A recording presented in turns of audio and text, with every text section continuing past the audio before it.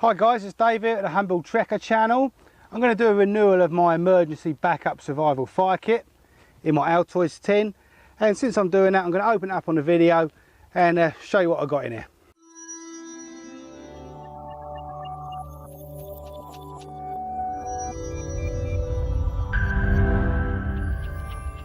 This is my Altoids fire kit that I keep in my pack. The philosophy with this is a redundant bit of kit.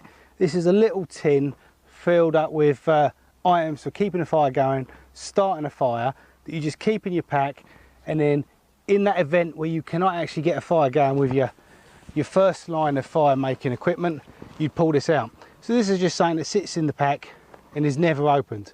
That's the whole point of it. But I just thought it was a little bit big and heavy for something that's never actually used. So I'm just going to open up, see what I got in there, and then I'm going to make a smaller kit, a smaller lighter kit, but I'm going to keep this kit together if I ever need it in the future. So I thought it'd be a nice idea if I just opened it up on video and we can all see together what I've actually got in here, because the last time I opened this up was maybe 6 months ago, and I can't actually, I've got a pretty good idea what's in here, but not 100% on everything in it. So first of all, obviously this is a bog standard Altoids tin, or it's a Barclays tin, same idea, and I've got it waterproofed with electrical tape, which of course is a fire prolonger, something you can use to get a fire started that will burn well, made out of a petrochemical material. Let's open this up, and I can remember I've tightened this up. Okay, so let's get this in. The first thing is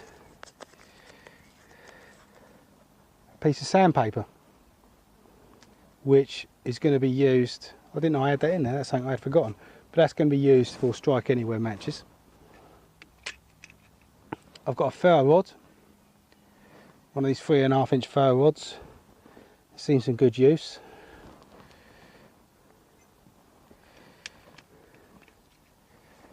There's a ferro rod striker, which is one of these ones with a sawtooth blade on it, which could also be used for sawing. You'd have to be pretty desperate to use that to saw anything up with her. Wouldn't be so easy. And then I've got cotton balls, cotton wool, and these are not impregnated with Vaseline. This is actually impregnated with a type of tar from the birch tree, which you buy to waterproof your boots.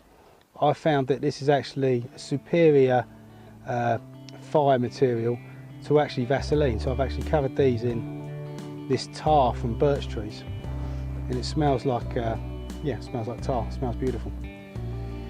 Okay, and then next out of the tin is a mini Bic, a little bit of electrical tape on it again, so you get a fire started. Then we have an itsy bitsy little piece of chagga, which is capable of taking a spark if you fluff it up and turn it into dust, or you could even make a cup of tea out of it maybe. Put this to one side for a moment. It's another piece of chaga,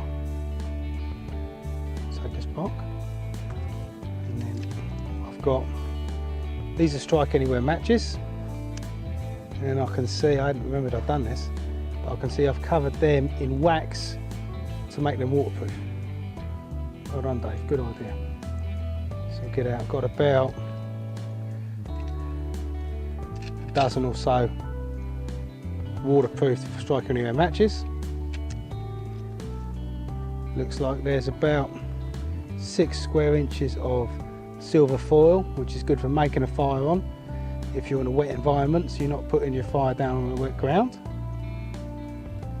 Another useful tool. And then right down here in the bottom, I've got these green Flamax proprietary fire starters. So these are basically a type of plastic stick that are firelighters, and they're very good. They're very waterproof as well. I've got a video just about these Flamax fire starters. They're light, obviously they're very small and slim, so they fit into a kit like this very easily. and get your fire going. And this isn't actually a fire making piece of equipment. This is a piece of steel wire, and the reason I would have included that in there is so that I could hang a pot over a fire so I could boil water if I needed to.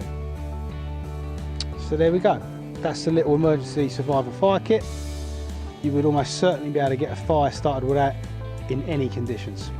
My next move is actually I'm going to make this a smaller fire kit so I don't need this large or carry this tin around with me all the time. But I'm going to put all this back together and save it for when I do need to take it out with me.